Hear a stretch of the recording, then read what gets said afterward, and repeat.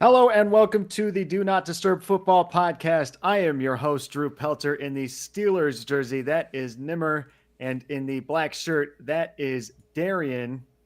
Make sure you're following us on all of our social media platforms. We are on X, Instagram, TikTok, here on YouTube. Like, share, follow, subscribe. As always, we are still taking people in our Pick'em League. That is in the Instagram bio of our D&D page on Instagram. You can find the Pick'em League on there. It is a free entry. You could win $100 if you guess the correct amount of uh, winning matchups for the season. We have a packed show for you today. This is the day before the start of week one. We have a great slate of games ahead of us. We have the Ravens and Chiefs tomorrow and the Packers and Eagles the following day in Brazil. I cannot wait for this. Boys, how are we feeling? It's finally here. NFL is here and college is here. All football, all the time. Darren, I'll start with you. How are you feeling? Man, we are buzzing. I can just feel the electricity in the air. I'm super stoked for the fantasy year and super excited about some of these new teams that have been revamped over the offseason. It feels good to be a Commanders fan again, having that slight eagerness to see how Jaden's going to play. It's kind of like when RG3 came into the league. Hopefully, Jaden doesn't follow the same kind of career path and he overcomes that hill that was set by RG3. But I'm super stoked. I hope that we have a great season. But overall, I'm just buzzing. And Nimmer, how are you? I'm doing good. We have one more night of sleep, and then it's football season, baby. Just super excited. I feel like this off season, there's so many moves and so much drama and there's still actually is still drama going on around the league. So, it's good to actually turn on the TV and watch some football. So, I'm super excited. We will talk a little bit about that drama. First, let's get into some of the injury reports around the league. Uh, Firstly, Falcons tight end Kyle Pitts. He is dealing with a hamstring injury. He's listed as questionable for week one. They've asked him how he's feeling about this. He says he's going to play this weekend. He has no concerns about this hamstring injury. So we'll see how that goes. Panthers running back Miles Sanders injured a finger today at practice. He is now questionable at for week one at versus New Orleans. Packers tight end Tucker Kraft is battling a back injury. He is now questionable for the game in Brazil with Philadelphia. Colts kicker Matt Gay had surgery on a hernia that he suffered in the last preseason game. He is questionable for week one. Chiefs, this is actual good news here. The Chiefs wide receiver Marquise Brown is reportedly making amazing progress. He is expected to return by week two. So, pretty fast recovery for him. Uh, Eagles linebacker Devin White was downgraded to out for week one against the Packers. He will not be playing.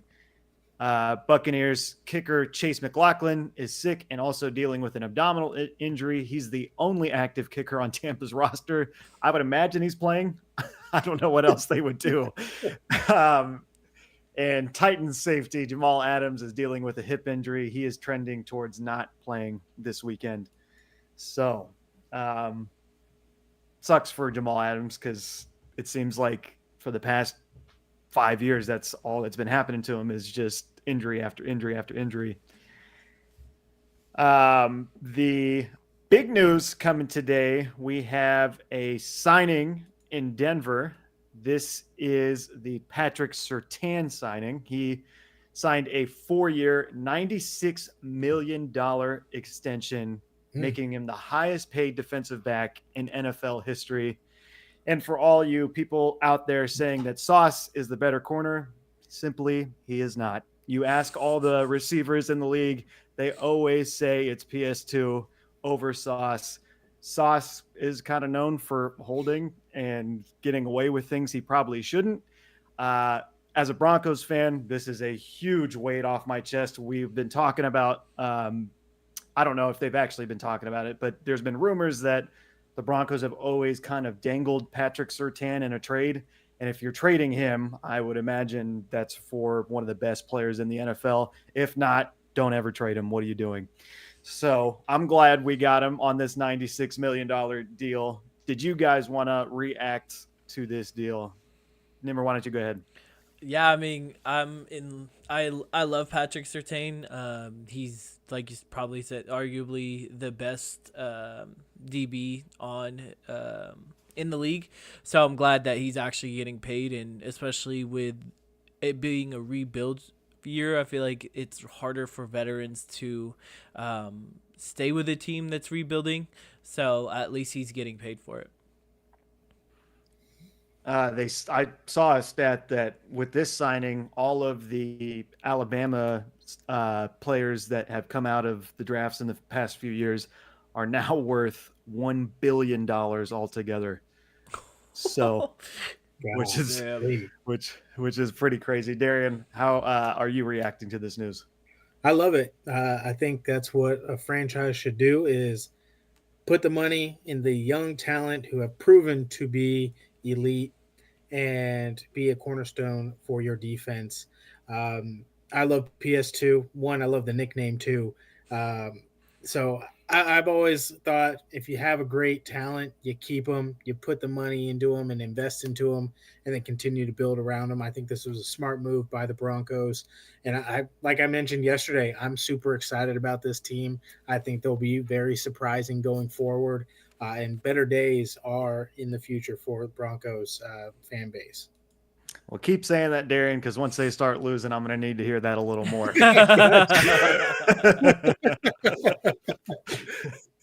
Great nickname. Probably, the best gaming console of all time, in my opinion. So, I can still awesome hear it. signing. Surtain's your still hear that favorite player, load up. right, Drew? What was that? Patrick Surtain's your favorite Bronco right now? Oh, yeah. Yeah. By far he is. Yeah. He's one of my favorite players in the league. It's, like I said, it's a huge relief seeing him sign this extension. There was a bunch of rumors last year that they were going to trade him, and it was supposed to happen right before the deadline. And I remember thinking, like, what are we doing? Like, if we're not getting 4 first-round picks for him, I don't want to trade him. What are we doing? I'm really glad that we signed him back. The next news we have is Ja'Marr Chase. So this has been a pretty complex story going on. It started out with Ja'Marr Chase asking for a new contract. The owner said he's not really in a hurry to sign him to an extension. There was talks that he's been negotiating to have one more penny than Justin Jefferson, the highest paid wide receiver in the league, on his contract. So he would get whatever Justin Jefferson is earning plus 1 penny, which is kind of funny. He did attend practice today, which would make you think that the contract is almost done, but there are a lot of rumors that he's not going to be playing this Sunday against the Patriots. And I'm assuming the Bengals aren't really worried about that because they're playing the Patriots. But I guess I'll pass it on to you guys. Nimmer, what do you think about this situation?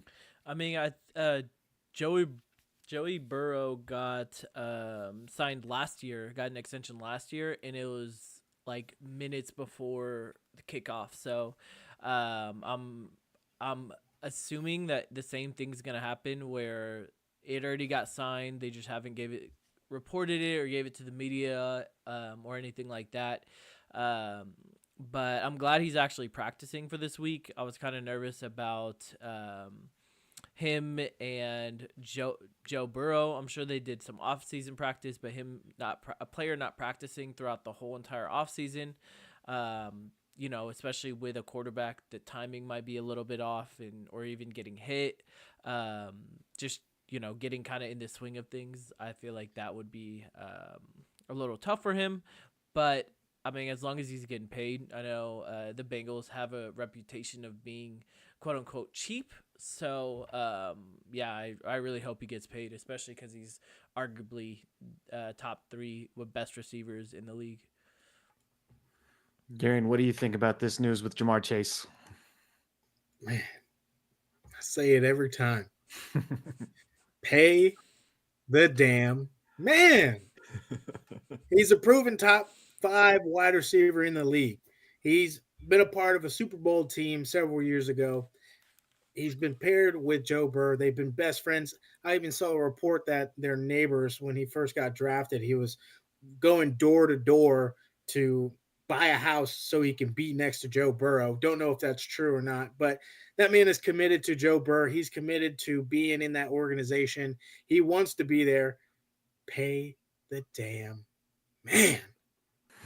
And I think when it comes to being a fantasy owner for Ja'Marr Chase, I mean, I'd be shaking in my boots a little bit. I hope I drafted well with my wide receiver twos and my bench, just in case he doesn't play week 1. But I think, like Nimmer said, they're probably going to work up a deal minutes, if not seconds, before kickoff, and he's going to be out there.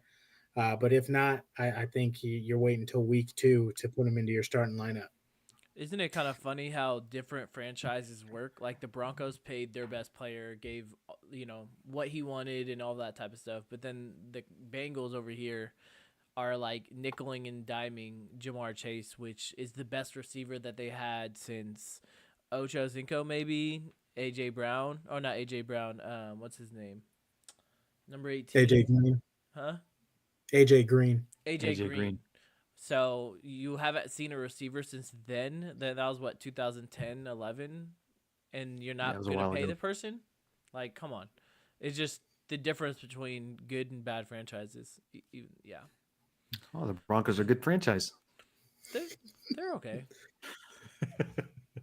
I think the difference there is probably because you got Bo Nix, a rookie, although you're Yeah. still paying Russ a boatload of money. So That's why they're Yeah, you- not a good franchise. No. yeah, you do have a good point there.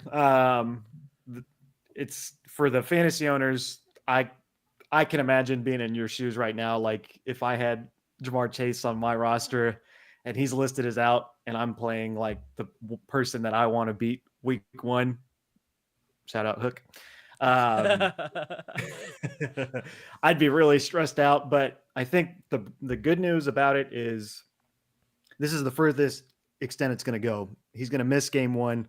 I would assume he'll have that deal done by week 2 to suit up and play, and he's practicing. So that's an indication that things are going in the right direction. I heard, I don't know how true this is. I heard that if he misses this game against New England, he's going to be losing out on $500,000, which is a pretty large chunk of change. I would imagine both sides want to get this contract done. So we'll see how it goes. Hopefully Nimmer's right and he signs right before kickoff. That would be cool. I don't know why the Bengals want to stress their fans out like that, but I guess to each their own. Let's go into our Super Bowl predictions. Yesterday, we gave you our surprise teams, teams that we thought are going to win more games than people think. Today, we're going to go with the Super Bowl teams. So these are the teams pretty much everyone's talking about being in the Super Bowl. We're going to give you who we think is going to play in the Super Bowl and who we think is going to win the Super Bowl. Darian, why don't you start? Yeah, so we were talking about it yesterday, strength of schedule, and the Chiefs have the 10th easiest schedule. So they have a nice little gingerly walk into the playoffs. And when I think about it, who in the AFC is going to be as competitive? I don't think anybody, to be honest. I mean, maybe the Jets, maybe Houston. I think they're still young. I think they have the secondary to compete with the wide receivers for the Chiefs. But all that being said and done, I think the Chiefs march their way into their 3rd consecutive Super Bowl appearance. But this is where I have a little bit of a shakeup. I think the Eagles make it back and they seek out vengeance from back in 2022, 2023 year. And this is where they beat the Chiefs. There is no three-peat here. This is where Noah is going to be super excited. They get their 2nd Super Bowl. But with that being said, like the Eagles, that offense is dangerous. Barkley, AJ Brown, Devontae Smith, Jahan Dotson, Jalen Hurts. I mean, and Goddard, if he's healthy, I mean, that's crazy. But the only way they're going to make it far and actually hold their own against the Chiefs is if their secondary gets healthy and plays out of their goddamn mind. Like the last time they played, they were getting torched. So I think it's redemption year for the Eagles, and they get that dub against the Chiefs. Remember, what do you think? Who's your Super Bowl prediction? So I have the team that I think are the only team in the AFC that really can knock them off. Well, besides the Steelers. No, I'm just joking. In all seriousness, I think that the Jets are probably the only team that can knock the Chiefs off. I feel like the Houston is too young to knock them off. The Jets have Aaron Rodgers fully healthy. He's stated multiple times that this is the best he's ever looked or felt. I mean, their defense is unbelievable. The Jets have been without a quarterback, but still a wrecking force. So now that they have a quarterback, I think that this is their year. And I think the experience plus the Chiefs always, I don't know what they do. They just they know how to win, and they always um, like crawl into the Super Bowl. The first Super Bowl that they when they beat the Bengals to go to the Super Bowl, they won because of the 15-yard penalty. The guy pushed them out of bounds. That was the only reason they won. And then this time, Flowers fumbled it on like the 1-inch yard line. So I mean, it's just like I feel like they just have the Jets have that opportunity to have the experience to just be calm, cool, and collective. They have the defense to support it. They have offense to support it. I think the Jets are going to win the AFC championship. And then the Lions. Everybody's the underdog story. I feel like the Lions have won a lot of the people's hearts. And I think this is the Lions' year. They should have went to the Super Bowl last year. Sorry, Kaysen, but they should have beat the Niners and then ended up choking after that amazing catch by Ayuk. And I think that this is their year. So I think it's going to be the Jets and the Lions. Yeah, so I have the chalk pick. My pick's kind of boring. I have the Chiefs versus the Lions. I wish this wasn't the case, but my thinking is if the Chiefs won with what they had last year, pretty much underwhelming receiving core, a receiving core that dropped a lot of balls in the regular season. I think this receiving core that they have is better. So I have the Chiefs beating the Lions. I would love to see the Lions win the Super Bowl. I would absolutely love that. I would love that for Jared Goff. I would love that for everybody involved, Coach Campbell, everybody involved in that organization. I think that would be such a cool story. It's really a toss up for me between the Eagles and the Lions to get into the Super Bowl for the NFC. I think the Eagles have the star power to get there, but I've been picking the Lions pretty much since July, and I'm not turning back on that. I think ultimately, I love what they've added with the Eagles. I do wonder, does that offense, are they as cohesive as we think they're going to be, or are they going to come out kind of like they did last year and sputter a little bit on offense? So that's kind of where my mind went with the Lions getting in the Super Bowl and the Chiefs with the first ever three-peat, and that sucks. But that's just what it is. Let me ask you this. Why didn't you guys pick the Niners? Darren, you don't think you the can take Niners are that. going to go back? Nah, I think it'll be a different like kind of year. I think there's just going to be some shakeups. They'll probably have one of the best records in the NFC, along with the Eagles. I think 49ers will probably take number 1 seed, Eagles be 2. But with that bye week, it's just they're gonna come out flat, get punched in the mouth, and then lose probably in the second round of the playoffs is what my guess would be. And then just frees up the opportunity for the Eagles and the Lions to potentially make it to the conference championship. So that's kind of where my head was going when it came to my decision for the Super Bowl prediction.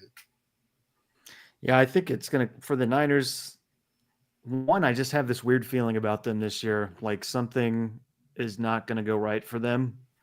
And I hope I'm wrong, but I just have this weird feeling that something's going to go wrong and they're not going to do as well as we think.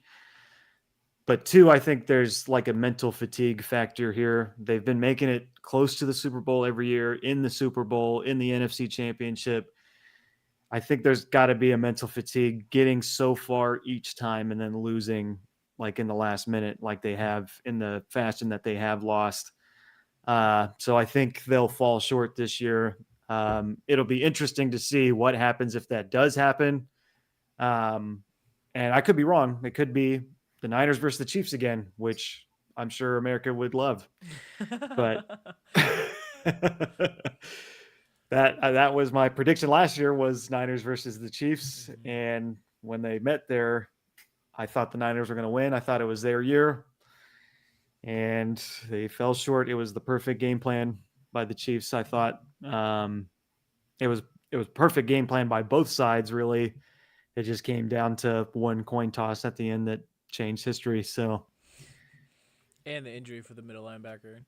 yeah, I think that was Drake a huge Greenlaw. part. Greenlaw, yeah. Greenlaw, Him yeah. getting hurt was huge. I think that after that, you could just tell that the Niners were just kind of defeated. But yeah, no, I agree. I think the Niners just aren't going to be the same team. I think that mental fatigue is real, and I think now that all the players got paid, I don't want to say there's not as much. They don't have as much bark because that's kind of BS. But I just feel like it's not there anymore. And I feel like the Eagles got better, the Lions got better, but the Niners did not. Even though I think Darian's right, they're gonna be the number 1 seed.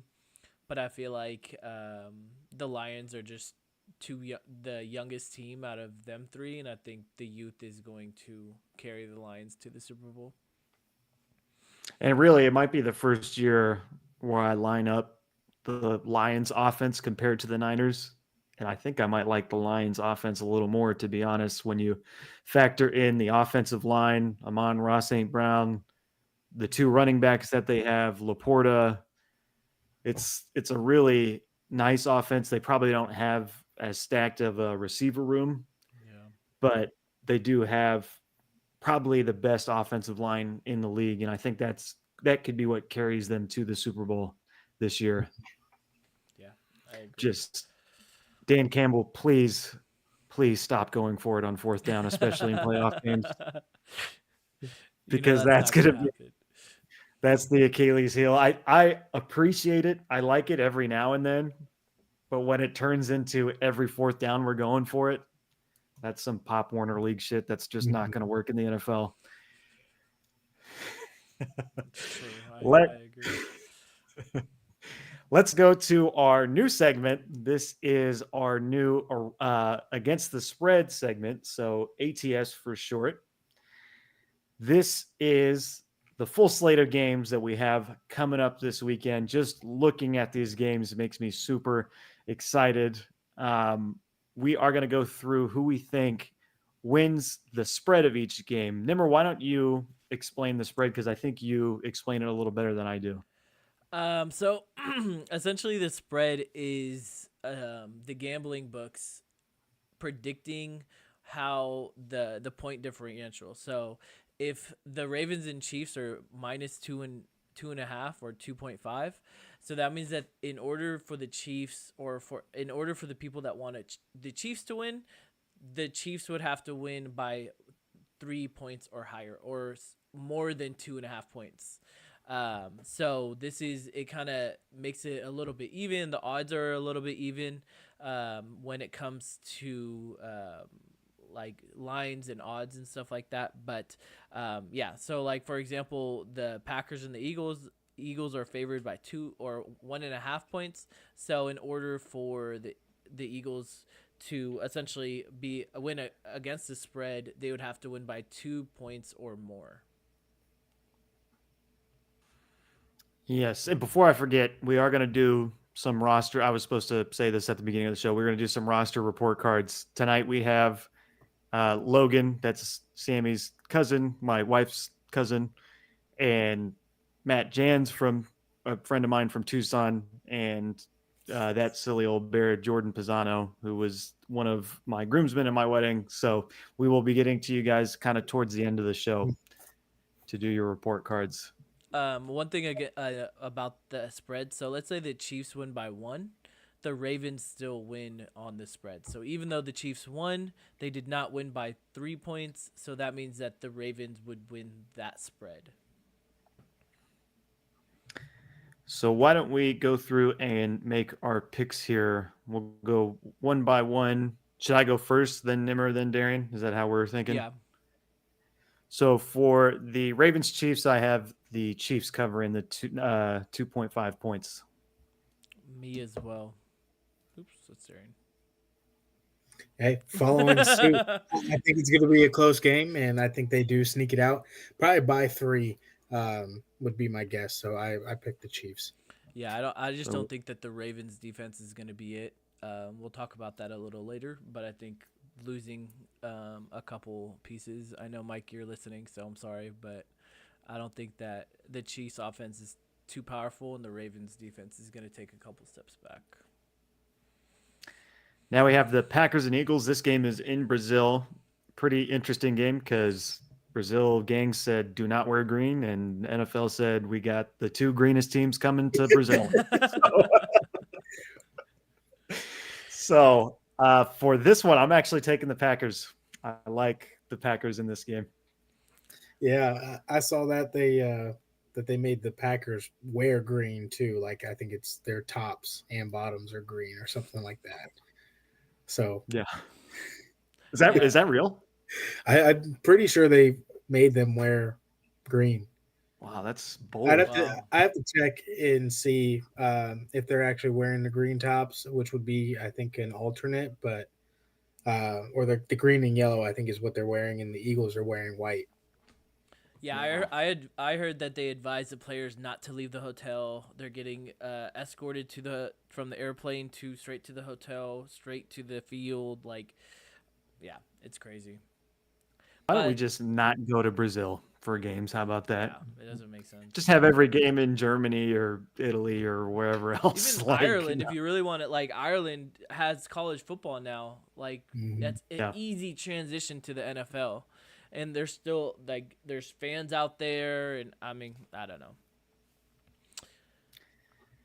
But So what are your guys' picks for this? I'm gonna pick the Eagles. I think that the addition to Saquon, that defense is still there. I think the Packers are just like last year. They're gonna start off a little slow, and then get better as the season progresses. Yeah, I picked this based on superstition and hearing the uniform situation. I was like, Eagles they're gonna win it because they're wearing white and they're gonna cover. Now we have the Steelers and Falcons. I have the Falcons covering here. I think the Falcons are going to get to the quarterback a lot in this game, and that's going to lead to a win for the Falcons in the first week. Yeah, I mean, I'm not gonna go against my Steelers, so that's I picked the Steelers. I think it is gonna be a very low scoring game though. So if you are betting on this, then I would bet the under as well. Yeah, for me, I love the Falcons offense, mainly Bijan and Kyle Pitts. I think it's just going to be a really good game overall. Defensive wise, just with the Falcons additions, I think they're going to get after the QB, like Drew said, and that secondary's tough. I have them covering. Cardinals, Bills. So they have the Bills winning by pretty much a touchdown. I took the Bills in this. I actually did kind of think about going with the Cardinals, but I ended up going with the Bills. I don't know why it's not loading. What the heck? Oh, that's why. Okay. Sorry. I have the Bills as well. I think the Cardinals are going to be a surprising team, but I don't think that their defense is just there just yet. Yeah, I was kind of torn on this. I like how the Cardinals are pretty feisty, and they've snuck out wins last year against big teams. But I just think with Josh Allen, James Cook, it's going to be too much, and the Bills cover this pretty handedly. I have a feeling we're all going to be wrong about that game. I don't know why, Yeah, but I agree. Allen is definitely rushing for more than 40 yards. Probably going to be in the 50-yard range to answer your question, Logan. And I Yeah. think passing wise, I think it's going to be a little bit of a stretch. I'd probably see him around like 275 with 2 touchdowns, but they're kind of trash touchdowns. yeah, Logan, I would say I think that Allen is going to be a great fantasy quarterback this year. I have him finishing as the top quarterback in fantasy, but what he actually finishes as in real life, I think he's going to struggle a little bit this year. I think he could have the potential to fumble and throw interceptions because he's going to be trying to do a lot. I think there's a possibility in his mind he thinks he's the number one on this team, and he probably is, but that's probably not the greatest mindset in the NFL. So I think fantasy wise, he's going to look great. In real life, I think he might not look as good. Yeah, Mm. and I think that the only fantasy points he's really going to get are rushing. I think he's going to throw a lot of interceptions, like you said, and fumble a lot. But the Cardinals are 32 in rushing last year. They were last in the league last year for rushing. So that I hope that helps as well. So now we have the Titans and the Bears. I did just see a quick stat before this podcast. The number one pick for quarterbacks are 0-14-1 in their first start. So Caleb Williams has a chance to make history and put the first W in that column for the first round number one pick. Do you guys think that happens? I am going with the Bears to cover. Oh, whoops, Oh, did I say Titans? you did, but it's okay. Maybe I said Do it right Titans. now. Switch I don't remember up. that. I don't remember that. Switch up. It's fine. It's fine. It's fine. We'll move you over. We'll move you over. Screwing up the graphic. No. Yeah, I think we're gonna all go with the Bears. I think that although no rookie quarterback has won their opening day, I think that no rookie quarterback has had this stacked of a lineup, offense and defense. So I think Caleb Williams is gonna be a little bit overrated, but I think that because of his supporting cast, I don't think he's gonna be as good because of how good his supporting cast is. Darian, you're with the Bears? Yeah, I'm with the Bears. Yeah, I think Caleb does it. Just like Nimmer said, the supporting cast is just too star-studded to not make this a win. I mean, the only question is, and like me being a DJ Moore owner, if L'Jarius Sneed is going to be covering him or if he's going to cover Keenan Allen. So I'm praying that he's covering Keenan because he's the bigger body receiver, and L'Jarius is probably Tennessee's one, but I'm hoping and praying that that frees up DJ and Rome for more opportunities. I feel like it's a pretty tough defense for Levis to line up against week one. I'm excited to watch that game. I think it'll be a fun game to watch. Yeah. The Patriots and Bengals, I think this is the biggest line of the weekend. Yep. Originally, I think it was 9.5 points. Now it's 8.5 points. I'm going to go with the Patriots. I think that is too big of a spread. I am going to go with the Bengals. I think that the Patriots defense lost too many pieces and Joe Burrow's coming out with vengeance. Whether Jamar Chase plays or not, I don't think it's really that relevant when it comes to when it comes to this, just because the Patriots defense is going to be trash. In the lack of a better word, they're just going to be so bad. Yeah, when I was looking at this one too, I thought the spread was just far too grand, and I definitely think that we're selling the Patriots defense a little too short, and I think they're going to keep them within a touchdown in this game, just for week one woes. So I picked the Patriots in this. Now we have the Texans and the Colts. This is almost a pick'em game. If it was at -1, this would be a pick'em game. With that logic, I liked what I saw with Anthony Richardson against the Texans last year. I'm going with the Colts covering this spread. Well, I think that Anthony Richardson's gonna do really well, but this pretty much is his rookie year. He only played what 5 games, and I think that the Texans have gotten so much better, and I think that they are gonna win by at least a field goal. I don't think it's gonna be a blowout, but I do think that that they'll win by at least 3. yeah, I like this matchup. Truly is kind of a pick 'em, but that Texans defense, I just have high regard for. I think they're going to give Richardson fits. Stingley's great. He's great in zone. I think he's going to pick him off at least once in this game, and that's what's going to be the deciding factor. And I think it's going to be a Texans probably by 3 to max 6. So I picked the Texans in this one. Yeah, I'm excited to see the jump that Stingley's going to take. I do think he is going to be a better player this year. He was a good player last year. I think with the reps that he's gotten, I think he's going to be a big name here in the NFL soon for corners. The Jaguars, Dolphins, I just don't see it with the Jaguars, to be honest with you. So I'm going with the Dolphins. I think there's too much star power for the Jags to handle. Yeah, I agree. We're gonna talk about this later, but I think that the Dolphins' offense is way too strong. I think that people are just forgetting about how good the Dolphins are, and they're coming back for vengeance as well, especially on week 1. Yeah, when it comes to it, Jaguars secondary is getting torched like no other last year.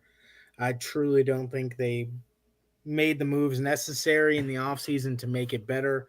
I mean, and with the Dolphins wide receiver core, they're going to get torched yet again in this one. So I'm taking the Dolphins covering this pretty easily.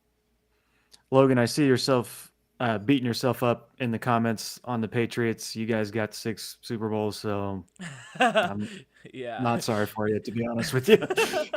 Let other people win, okay? You ruined a lot of the careers and franchises that should have won. The Panthers and Saints. So this is in New Orleans. This was another game that I kind of went back and forth on. I'm taking the Saints to cover. I do wonder if this is going to be a close game, just because maybe Bryce Young's taken a step up. The new weapons that they've brought in Carolina. Then I kind of thought that offensive line going up against Cam Jordan and all of that defense coming at them, maybe the Saints will cover, and that's kind of where my head went. Yeah, I agree. I think that there's going to be not a drop off, but like a learning curve when it comes to the first game. I think the Panthers are going to be better than they were last year. However, I don't think it's going to be against the Saints defense, which is arguably the best defense in that division. So I think that the Saints win by probably a touchdown. I could see a touchdown. I mean, decent takes, but I went against the grain here. I feel something about this Panthers team against the Saints. Mind you, I'm pretty sure the Panthers had a top 10 defense against the pass last year, with J.C. Horn being one of their cornerstone corners. I say that 3 times fast. But they're going to defend the pass really well. I think Olave is not going to show out, and it's really going to be about the run game for the Saints through Kamara, and I'm pretty sure he's the only healthy back besides Jamal Williams. I think they keep it pretty tight, especially with Canales' offense. I think it's going to be an actual 3-point game. So I have the Panthers in this one. Love that. There's got to be an upset somewhere in spreads, but also in games. I'm taking the Colts to upset the Texans, so I love the courage for it. Vikings at Giants. Now, history would probably tell you take the Giants here because the Giants have always played the Vikings well. I'm not going with that logic. I'm going to take the Vikings. I just think the Giants are possibly one of the worst teams in the NFL this year. Maybe the worst, maybe second worst. So Yeah, I agree. Yeah, I agree. I think that the Giants are gonna be tied with the Patriots as the worst defense. I'm sorry, Logan, but not defense, team in general. And at least the Vikings have Sam Bradford and JJ. The Giants have Daniel Jones and a rookie Malik Neighbors who might pop off, but I don't. Like I said, it's going to be a learning curve coming to the NFL, especially in week one. Yeah, honestly, this one, I looked at that and I was like, man, the Vikings are going to just stomp on the Giants. And I'm pretty sure the Giants are also wearing those dog shit throwback uniforms this week. Oh my god. There's no shot they win in those. They're scrapping them after this year is done. It's a joke of a uniform. My God, but I think the Vikings defense isn't the best, but I think they come out and they show out against the Giants. now we've got the Raiders at Chargers. I'm very interested in this game. I would love to watch this game this weekend. I am taking the Raiders to cover. This is my surprise team. I went over that yesterday. I think they beat the Chargers game one. I second that. I think that the Raiders have been the most underrated team in the offseason. I think that with the addition of Wilkins, right? Wilkins, with Yeah. Wilkins and them actually having a good coach for once, I think that is going to change the Raiders' whole entire mantra. We kind of touched about it yesterday, so I won't go into too any much detail, but I think the Raiders are gonna win. Yeah, I'm right there with you guys. I think the Raiders are the dark horse in the league, and they come out, they pop the Chargers in the mouth because there's all that movement that happened with the Chargers this offseason, and they're just going to find their identity. But week one, Raiders take this one. I never thought I'd be on a podcast that is so pro Raider. I love it. Hey, I'm from the Bay Area. I would go to actually Raider games. That's like my second favorite team. So For the Broncos at Seattle, I'm biased. I'm taking the Broncos. Sue me. yeah, fair enough. I think you're gonna be the only one. So I think the Seahawks just have too much. Well, the Broncos have less power or star power and talent than the Seahawks, and I think that a rookie quarterback is just not going to do it. Neither is Zach Wilson. Yeah, I'm with Nimmer on this one. The Seahawks are taking this one. There's nothing to even really say about it. It's a tough place to play, but in this mind, Broncos are dominating in Seattle. So Fair enough. Cowboys at Browns. This is the game that Tom Brady is commentating. So that will be fun to tune into. I am taking the Browns here. I think the defense is a bad matchup for the Cowboys, actually. I think Myles Garrett's going to be on Dak's ass the entire game. There's possibility Dak throws a couple interceptions. I think the Browns will win the turnover battle, and that will give the Browns to cover the spread. I agree. I think that the Browns defense is going to definitely carry them through this game and throughout the whole entire season. I'm probably the biggest Deshaun Watson hater. I do not see why he's still starting in the NFL, and I can't believe he got paid that much, but I don't. But I think that the defense is going to swarm Dak. They're going to swarm Zeke. Then CD's not going to be able to, or Ferguson isn't going to be able to even get open. And I think that all the Browns offense really needs to do is just score like 1 or 2 points and just rely on the defense. Yeah, no, I went with the opposite. You guys, I like the Cowboys in this one. Might just be the fact that I'm here in Dallas and am doing this to save face. But but no, I do think the Browns defense is going to hold up pretty strong against the Cowboys.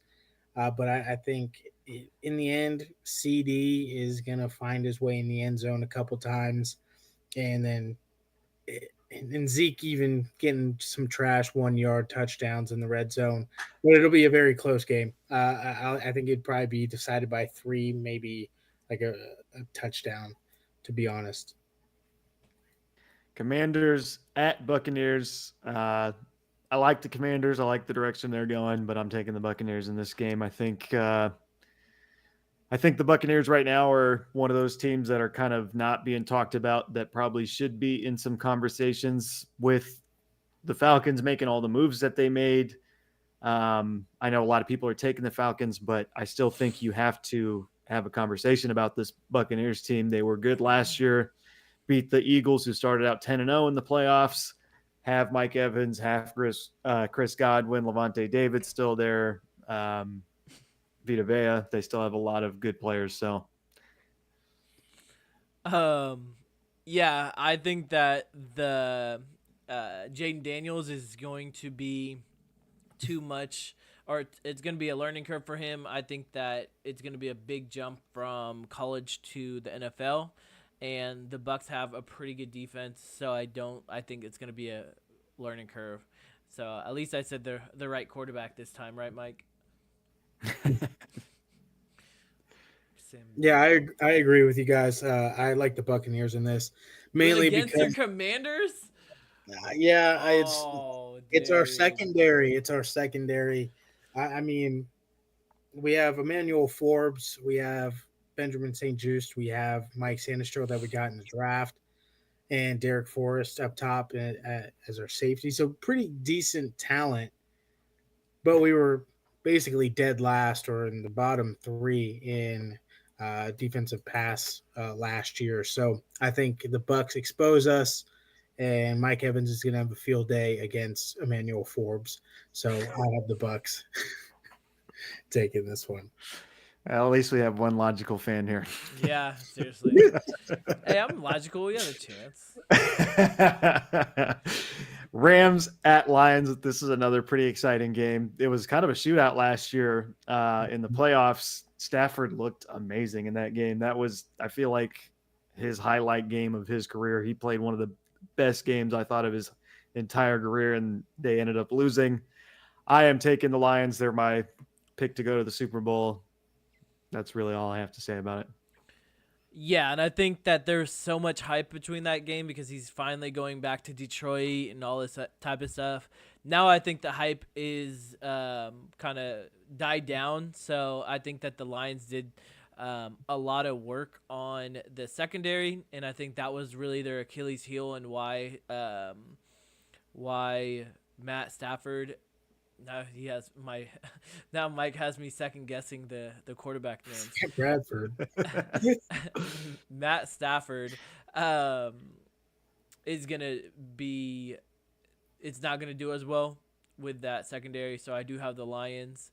That 3.5 kind of scares me because I can definitely see them it being another close game and them winning by 3. But I think that they win by at least a touchdown. Yeah, for me, I'm with the Lions as well. I think they actually beat the Rams pretty handedly. I think it'll be an actual 10-point differential. I just like the Lions offense, the moves that they made on defense, and then the Rams just have too many holes in that defensive line. Verse and Fisk, you could argue, but they're 2 rookies that you added to that defensive line. I think it'll be a learning curve for them in this game. Jets at 49ers. Leonard Floyd has moved from the Bills, where he tore Aaron Rodgers' ACL, and now is on the Niners, which is an interesting little quip to this game. So weird. Like that's such an interesting storyline. Yeah. The This is a pretty good matchup. I'm excited to watch this. I'm glad this is a Monday night game. I am taking the Niners. I think Wow. they're too good. So I'm gonna be opposing you because I think that the Niners offseason has been so chaotic, and I don't think it ruined the culture or anything like that. But I think that without um, Williams practicing, Ayuk practicing, I think, and then McCaffrey is kind of banged up a little bit. I think that it being week one going against the Jets, I think that 6.5 is too much. Will they win? Maybe, but I can see them winning by a field goal. I can't see them winning by more than a touchdown. Yeah, I'm kind of in line with Nimmer here. I think it's a battle of two great defenses, in which typically in that kind of fashion, the games are closer. So I think that the Jets keep it close and probably would lose by a field goal, if not a two. So being 6 points. So for you viewers, just take a look at these records. These will change next week. We are mostly aligned on a lot of the games, but there are some games where there's one D sitting there or one N sitting there. So the record will definitely be different from each other. We will see who's in the lead against the spread next week. Now we have the preview for the Ravens Chiefs game. This is the game that's happening tomorrow night. You have the Kansas City Chiefs coming off the two Super Bowl wins. Heavy favorite right now to win the Super Bowl again. Everybody's talking about this team like they're going to do the three-peat, which I think is a little scary. If I was a Chiefs fan, I'd be a little scared about that. And you have the Ravens coming to Kansas City. New addition, Derrick Henry in the backfield. So this offense is going to look different. They lost their defensive coordinator, so I would imagine their defense is going to look a little different. They lost some pieces with Geno Stone, Patrick Queen. Let me get your guys' thoughts on how this game's going to go. If you want to give like a score prediction, how you think the game's going to look, low scoring, high scoring. Nimmer, why don't you start? So I think that the Chiefs got better and the Ravens got worse. Yeah, I think the only big addition that they've gotten was Derrick Henry, who is a monster. I mean, don't get me wrong, Derrick Henry is a phenomenon. But he's also getting up there in age, and we all know kind of older running backs don't produce as well. And I think that with the loss of their defensive coordinator, their middle linebacker, their safety, I think that is going to be a huge step back. And I think that the Chiefs got better. I think this is the best receiving core that the Chiefs have. I mean, that Patrick Mahomes has had since Tyreek left, and he's already won 2 Super Bowls. Plus, it's Banner Night, and last year they lost on Banner Night, so I don't think that they're gonna do it again. So I think that they win by, I would say like 6 points. So I'd go 24 and what is that? 18? 18. I don't like 18. Fucking Justin Tucker about to have a field day. I would go 20, 24. 20, 24. I think they win by 4. All right. Darren, how do you think this game's going to play out? Yeah, I mean, like Nimmer said, the Ravens defense did lose a couple of key members, but they still have Roquan Smith, Kyle Hamilton, Marlon Humphrey. Did they get Marcus Williams too, or did he leave? He's still there. He's still there. I mean, you have a decent secondary linebacker core with Roquan. Defensive line is still pretty decent. I think they're going to show glimpses of greatness, but it is going to be that step back week one, which is going to be the inevitable downfall for them in this game. So I think with that, the Chiefs just exploit it, just like they do in every game that they have close wins. They exploit those minor things and find your flaws in your defense. And they come out victorious, but I think it could be close. I think best case scenario, Chiefs win by 3. ceiling wise, I think they win by a touchdown, maybe 10, if the Ravens just come out really bad. The question is Taylor Swift going to be there? Because that kind of dictates my vote as well. Have I you guys saw heard about? There you go. the planned breakup. Yep. Yeah. The what? They're breaking up Well, no one really September knows. 28th. on when? I try not to care about it, but I kind of care about it a little bit. If I'm I hope being they don't completely break honest, up. there was like some. I don't know if I'm completely telling this right, but there was some report that came out that Travis Kelce and Taylor Swift have agreed to split. Um, but no one really knows where this is going, if this is actually true. So They're just trying to tear Taylor and Travis apart. Don't listen to Yeah. those rumors. I hope not. They make a cute couple, even though they Yeah, show I her hope- way I hope too not much. either. Just more money, agree. media But what's the attention. planned breakup? I don't understand what's so significant about that date. Well, I'm Drunk. assuming Kelsey has to plan it because he's gonna have 3 albums come out about him and an entire world of women that are gonna be hunting him down. So I don't know. Mentally prepared. I don't know. I don't really know. I don't. I hope it's not true. I hope they stay together. But this game should be on Amazon. Is that right? For Thursday, yeah. Do we know? And then So- what's Friday's game going to be on? Peacock probably would be my Peacock? best guess. Yeah, Okay. I would think. I could take a look right now. Let's see. The We've fact that they're got- on streaming service is kind of crazy, honestly. Oh, tomorrow's game's on NBC and Peacock. Mm. Friday's game's on Peacock. So not all Which is- Thursday nights are going to be on Amazon anymore. I guess they must. NBC and Peacock must have bought the first 2 games or something, or Probably. got the rights to it, or however that works. Yeah, that makes sense. The first game's going to be wild. That's Copy. exciting though, because I was just about to say I don't really like the Amazon presentation. I like the presentation on NBC a lot more, or ESPN. So once I hear that music start for the football game, that is going to be absolutely the best. I mean, it's the best every year when the first game hits. My thoughts about how this game's going to go. My hot take this offseason has kind of been consistent. I think the addition of Derrick Henry for the Ravens is actually going to hurt them. The problem with Derrick Henry is you have to use him in a certain way. If you think you're going to use him like you've used Justice Hill and Keaton Mitchell and Dobbins, where it's pistol formation or shotgun formation, Lamar gets the ball and hands the ball off to Derrick Henry. Derrick Henry doesn't do well in that sort of situation. Derrick Henry is an I formation, single back formation kind of running back. So unless the offense has changed and Lamar is going to do a lot of rollouts, I think this offense for the Ravens could struggle.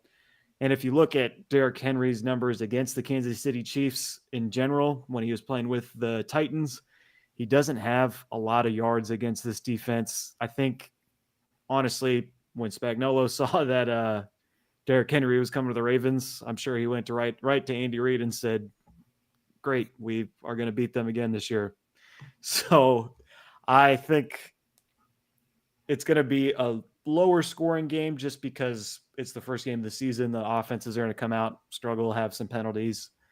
I'm going to say the Chiefs win 2017. You guys have any other thoughts about this game?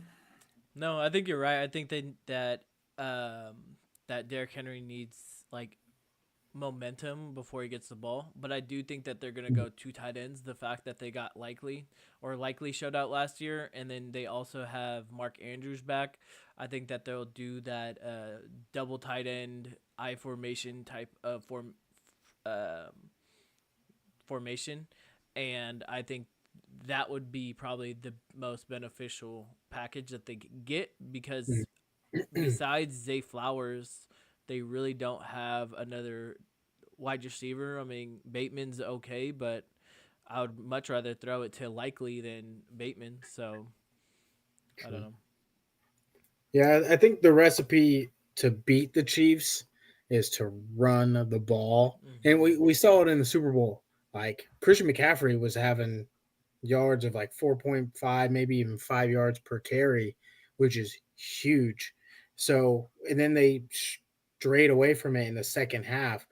I think if you come out and you pop Kansas City in the mouth with the run game, they'll get exposed, they'll freak out, get frazzled, and that's what's going to keep you in the game if you can run the ball consistently and just force them to load the box, and then you have Lamar roll out, have wide receivers open downfield to hit. So, um, yeah, I think if Derek can get some momentum, even Lamar, that's the key to winning the game. Yeah, and just to second that, I mean, the Ravens last year they should have beat the Chiefs just strictly just running the ball. They had like 89 yards in the first half, just running, rushing, and that was with Gus Edwards. So you know what I mean? Like, why would you not just continue running the ball? But I don't know. Yeah, I mean they have the personnel to run that I formation that you're talking about. Nim Patrick Ricard is one of the best fullbacks in the league. You have a pretty good offensive line, two tight ends. Mark Andrews is kind of an underrated blocker, in my opinion. So they have the personnel to do that. It's just, it'll be very telling how they come out in the first drive. If they come out on the first play and Derrick Henry is to the right of Lamar Jackson in the backfield, I think that is not a recipe for successful football for the Ravens this year, and they're going to find that out pretty quickly. But we are going to go to break. We're going to come back and do those report cards towards the end of the show. We have Fantasy MVP as a new segment that we're doing. We have a starter sit segment for our fantasy listeners out there.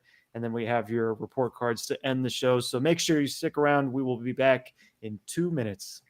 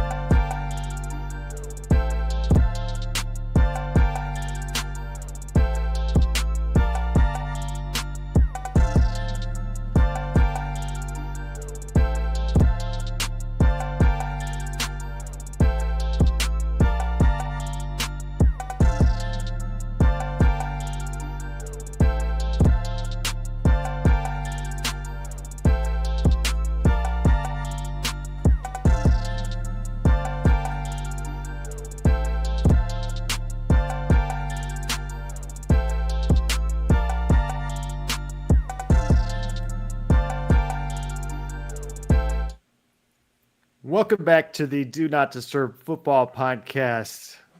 If this is your first time here, welcome. We are just about to start the football season. It is amazing to have you here. If you've been here multiple times, welcome back. It is nice to have you. I'm sure if you're watching this, you are just excited about the football season that we are, like we are. But My bad. you're fine. I'm trying to get my audio to work, but I think I just fixed it. Let's see. Yeah. So please in the comments let me know if the audio sounds a little bit better. I know I've been quiet, been trying to fix it. So make sure you guys are following us on all of our social media platforms, Instagram, X, TikTok, here on YouTube. Like, share, follow, subscribe. As always, we have a new segment on this show that we are going to be doing for the first time today. This is the Fantasy MVP. So this is who we think is going to score the most points of any fantasy player. This could be any position, any player. Darren, why don't I start with you? Who is your fantasy MVP for this weekend? For me, it is Kenneth Walker the third. He's going up against the Broncos defense, and last year they ranked bottom 3 when it came to rushing yards allowed. I think they gave up just north of 2,330 yards. So pretty abysmal, if I do say so myself. Unfortunately, and with that, they were giving up about 5 yards per carry as well. That just is a recipe for Kenneth Walker to eat. My man is going to go crazy. I think he actually pairs that up with a couple of touchdowns as well. So he is my week 1 fantasy MVP. So would you put in a bet for Kenneth Walker to score 2 touchdowns? Yeah, I would do it. That'd be some good money. It would be some hot money. Never. Who is your fantasy MVP this weekend? My fantasy MVP is James Cook. I think that Josh Allen is not going to doesn't have any confidence in any of his receivers just yet. No chemistry. I mean, you develop chemistry in the offseason training camp, but I think that he's going to really rely on James Cook a lot in this game. And when the Bills play the Cardinals, as I mentioned earlier, are 32nd in 2023. They're 31st in scoring, 24th in the red zone efficiency, and 21th in tackles for loss. So I don't think that they've really added too many pieces onto the defense, any notable defensive players, I should say. So I think that that James Cook and Josh Allen will run all over this team. And that leads to my player. I am talking about Josh Allen, the guy in the same backfield with James Cook. It's harder for a quarterback to score the most points in fantasy, but like I said, I think Allen is the QB1 this year. I think you're going to start to see in this game, Allen's going to literally try to do everything for the Bills offensively. Statistically, I think Nimmer mentioned it. The Cardinals were one of the last place teams defending the run. That to me leads to a lot of rushing attempts for Josh Allen. They've also had struggles rushing the passer. They lost BJ Ojulari to an injury for the season. He was supposed to help with the pass rushing. So I think this is a great game for Josh Allen. I think he's going to come right out the gate swinging. I think it's possible he'll give you 28, 30-point game in fantasy this week. He is my MVP. Now we will go into the start or sit. This is a segment you've probably seen on a lot of fantasy shows. It is probably one of the more funner segments for us to talk about. So we will all give a player that we're going to start for the weekend. We're advising you to start, and a player that you should probably keep on the bench for this weekend. So Nimmer, why don't you start? Who is your start this week? So my start is going to be the Bengals. So I'm doing defenses, and I think that the Bengals defense against the Patriots, they're going to do really, really well. They signed Geno Stone, which I think is a great addition to that defense. New England's offense was 31 in scoring, 21 in passing, 26 in rush. And so I know they have a new quarterback. I know it's not Mac Jones anymore, but I don't think that I don't think Brissett or even what's his name? Not Bo Nix. Drake Drake May. May. Drake May is really going to be the answer for them. So I think that the Bengals are going to swarm them. I think that they are not going to do the offense is not going to do that well, and they might not even score, maybe a couple of field goals, which is great for fantasy defenses. Which leads me to the other side of the coin, which is my sit. If you have the Ravens defense, I suggest you sit them. You can even pick up maybe the Falcons defense. I know a lot of that defense is projected to be really bad, but I think that that's a great defense to pick up. The Saints defense is a great one to pick up. Even the Bengals defense, I don't even think our league has the Bengals defense in it. Anybody picked up the Bengals defense, but I think, like I kind of mentioned earlier when we were talking about the game, I think that the Chiefs offense is just too strong, too powerful, and I don't think that I think without their defensive coordinator and Geno Stone, Patrick Queen, I think those two pieces are going to be it's going to be a really hard time for the Ravens. So I think that you should sit them. I think that there's a better available defenses out there on the waiver wire. I would imagine the Bengals defense is going to be one of the most picked up defensives this week with that matchup against the Patriots. That's a good call. Darian, who is your start and sit? Yeah, for me, we're talking running backs, baby. I love running backs, and my start is David Montgomery. There's questions on Gibbs with his hamstring. I know he just got cleared; he's healthy, but both of them, they have such strong and high fantasy upside. I'm going to keep him in because I know he's going to get red zone opportunities. He's going to be that threat once they get close to the goal line. He's going to steal touchdowns from Gibbs when it comes to it. I'm going to have him start, but more likely in my flex or super flex league. I don't know if he's starter quality as in my top two running backs. With that being said, when it comes to my sits, it's going to be both Brain Robinson, but supposed to be Brian Robinson.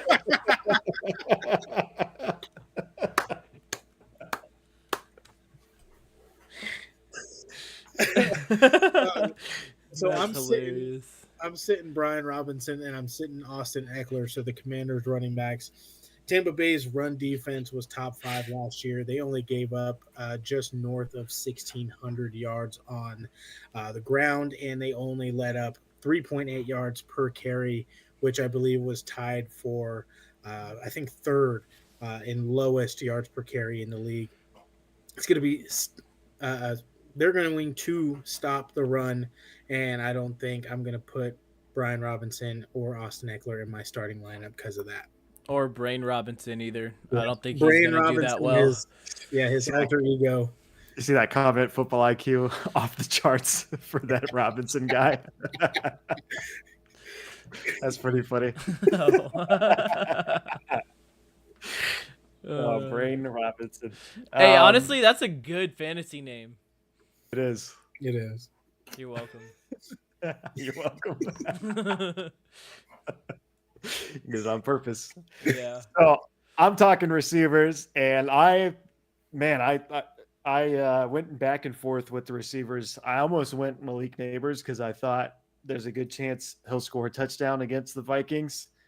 But then my head kind of went with, let's think of someone obvious. Who's going to have a good game? Who's been a staple in the NFL? I went with Davante Adams. I don't know if you guys have seen this interview that Davante had with Kay Adams this past summer, but Davante responded to the Chargers social media. The Chargers made this video pretty much clowning on everybody in the league. For Davante, it was probably one of the more offensive ones. They put Davante side by side with a box of Pop-Tarts that was labeled garbage for the flavor. And And Devontae responded with that saying, I thought about responding to it on social media. I thought that'd be funny, but I figured it'd be better just to beat their head in real life and continue doing it that way. Jeez. He said, I don't know if they forgot, but I had 10 catches, 141 yards in the first game against them. And that same year, I went off for like 177 yards and 2 touchdowns the very next game. Davante Adams, in fact, has 41 catches for 535 yards and 4 touchdowns in the 5 games that he's played against the Chargers. I think he is going to score a touchdown in this game. I think Gardner Minshew is going to be looking for him early.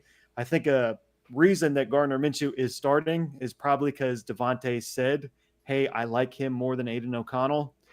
And I think that is the most obvious start of this weekend. Start Davante Adams. Do not put him on your bench.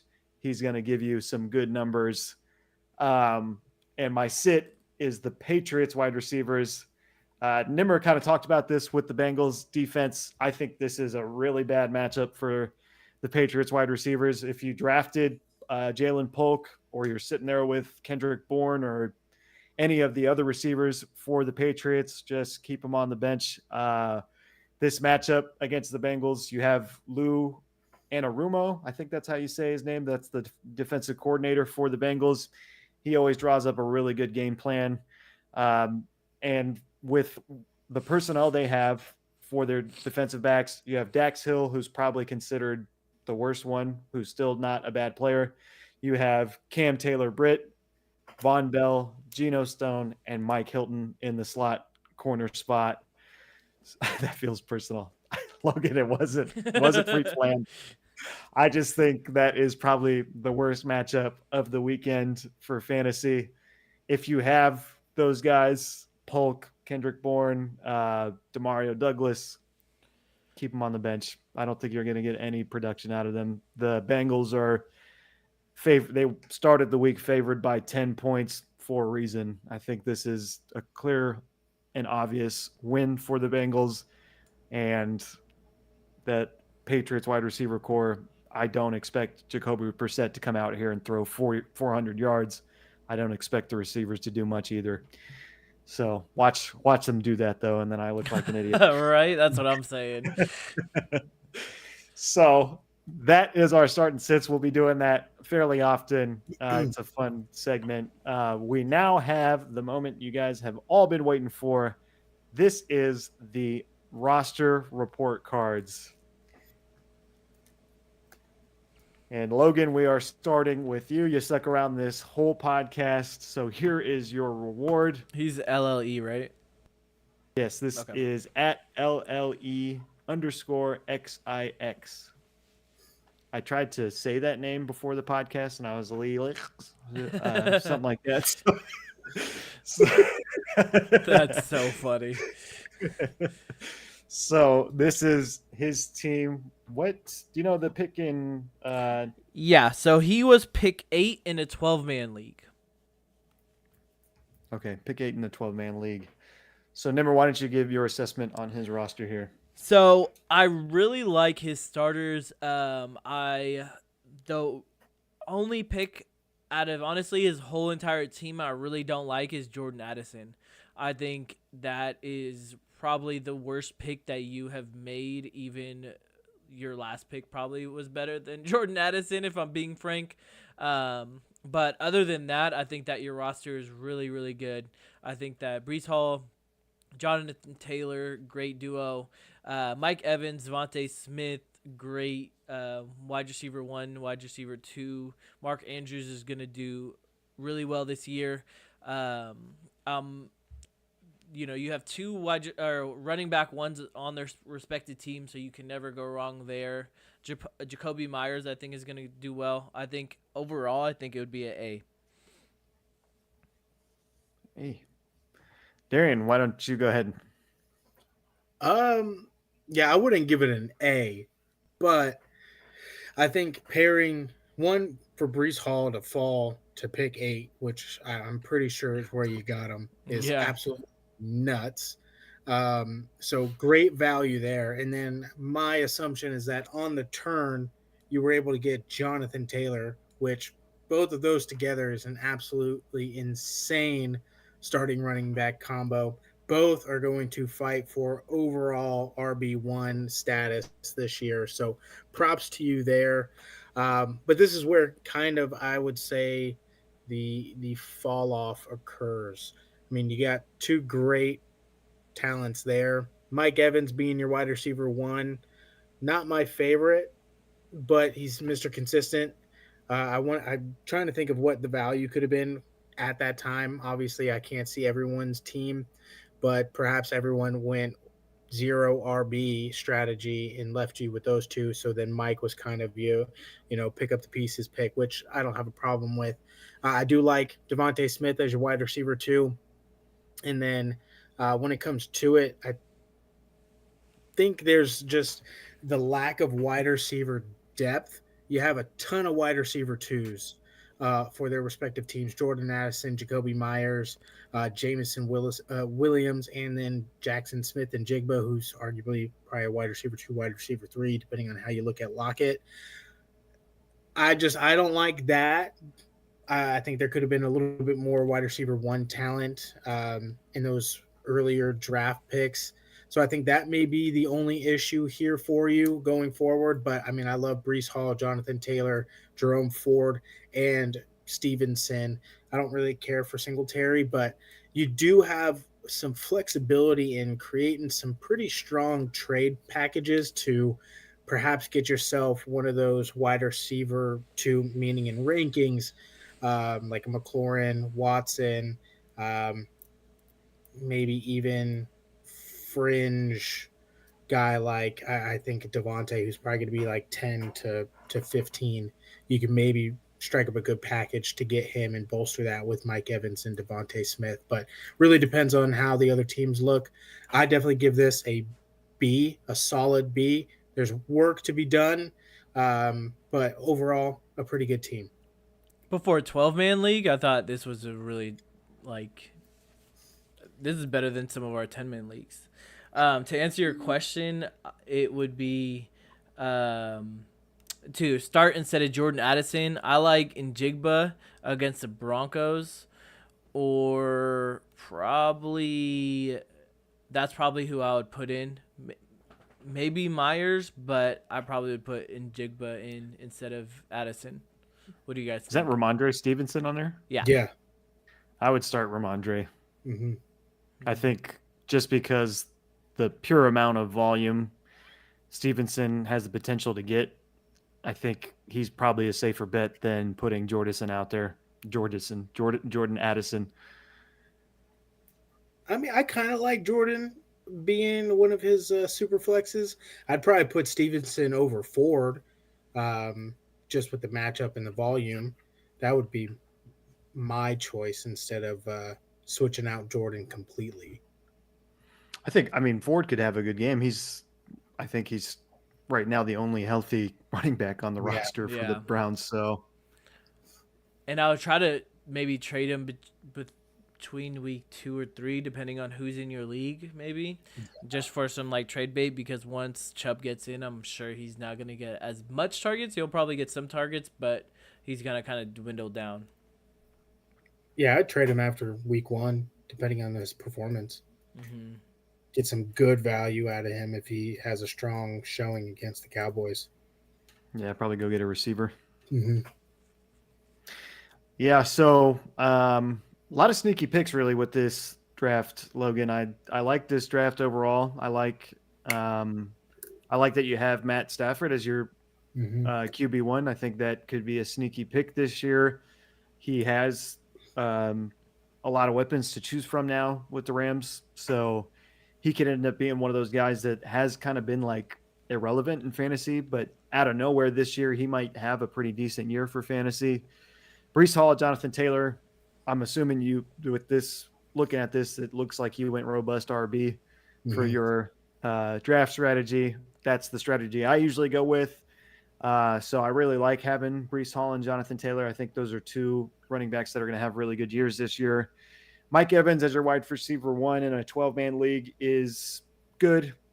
It's not great. I'm sure you're going to go up against teams that have guys like CeeDee Lamb and Justin Jefferson, and those guys are always going to outscore your receivers. But the bright side is you have a lot of depth. So Mike Evans, good for the wide receiver 1. Devontae Smith for the wide receiver 2. He'll probably be up and down just because there's so many mouths to feed in Philly. Mark Andrews, great pick for your tight end. Jerome Ford is going to be good, I think, for the first half of the season. Addison, we could be wrong about it. I feel like he's not going to have that good of a year. I think Sam Bradford, there I go. Sam Darnold is going to be forcing the ball to Justin Jefferson almost, because that's kind of the way that offense is set up, is to make sure that Justin Jefferson is getting the ball. So I don't really know how much Darnold's going to be looking at Jordan Addison. Greg Zuerlein as the kicker, I would look at the waiver wire, try to pick up a different kicker. I don't know if he's the best kicker right now. He used to be really good, Greg the Leg, but he's kind of almost fallen off the rails with kicking. He's kind of inaccurate now, and I would just try to go see if there's someone else out there. I'm trying to think of like some names, like Kyle Fairbairn for the Texans. He might be a better option. The Dolphins kicker, Boswell. Saunders for the Dolphins. I think those guys are all better options for your kicker. I like the Houston Texans defense, and your bench is pretty good. Like I said, I would start Stevenson over Addison. I think Stevenson, you're probably going to be a little surprised with the production you're going to get out of him this year. With this grade, I'm going to go 12-man league, solid B.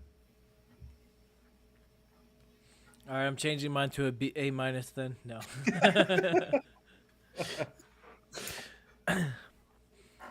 All right. I think he's probably in the playoffs with this team. He's a playoff definitely. team. Yeah. Definitely one really good trade. You're in. Yeah. Like you're going to make a good push. Yeah.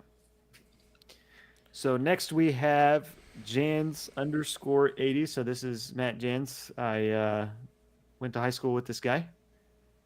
That's the first nice thing you said about the Patriots. It's probably the only nice thing that ever is going to be said. My question is, how'd you become a Patriots fan, Logan? You're from Arizona, aren't you? Like, makes no sense to me. But I mean, I get it. Yeah. It's like I'm not from Pittsburgh, but I love the Steelers. Roster report card for Jans 80. So this is Matt Jans, a guy I went to high school with. He was, what's his information? He was for league? pick 2 man 10-man league. Pick number 2 in a 10-man league. Darren, why don't you go first with your grade here? Yeah, there's some really good players here. Big names. I mean, you got Christian McCaffrey, 2nd overall. Pretty good value there. I think where the issue really lies, and correct me if I'm wrong, Puka Nakua's week 6 bye week, Jalen Waddle's week 6 bye week, Pat Mahomes is week 6 bye week. Yeah. Jeez. And is the and Matthew Stafford week 6 bye week. Jordan Addison week 6 bye week. So the fucking stack on that, you don't have a team week 6, my guy. So yeah, I mean, I'd be shitting bricks if I were you in that regard. But they're great players. I mean, Mahomes, Waddle, Puka Nacua, Stafford, great players overall. Just that week 6 bye is going to bite you in the ass that week. You know, just might as well bench everybody and just take but with that being said, I love the value with James Conner paired with McCaffrey. I think James Conner's due for a pretty sneaky year.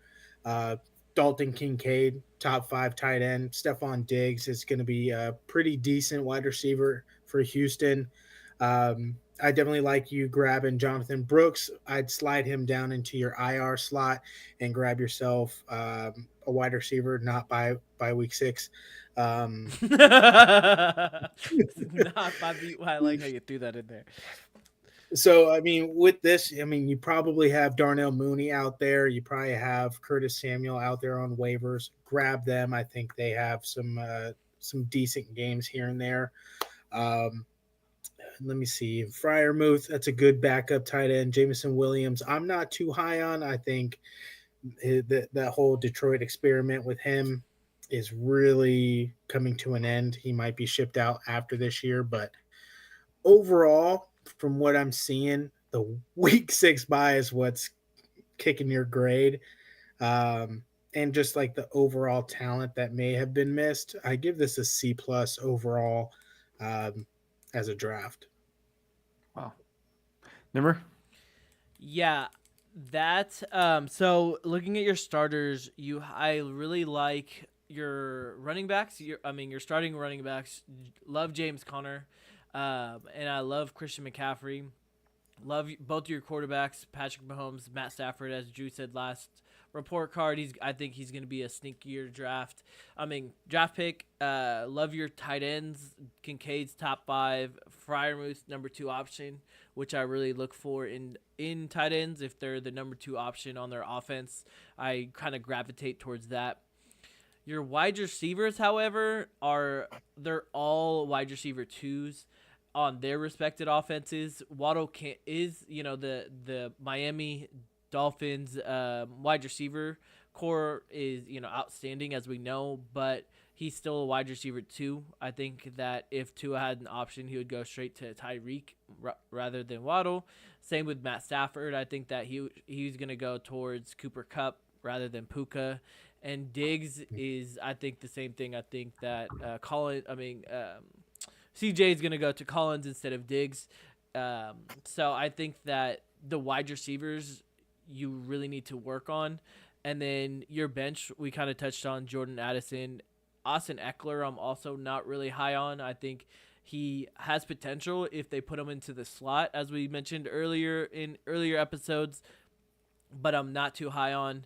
However, if you bring Brooks down, you probably could bring another wide receiver in. Probably going to be a wide receiver 2 or 3 because it would be through waiver wires, but nevertheless, open up an extra slot. But I would grade this because of the wide receivers, and like Connor more as a flex running back. I would go C. I would say it was a solid C. Yeah, so in regards to all those bye weeks, Matt, if you're listening, it's not like real football where everyone has a bye week and they feel better after that. They're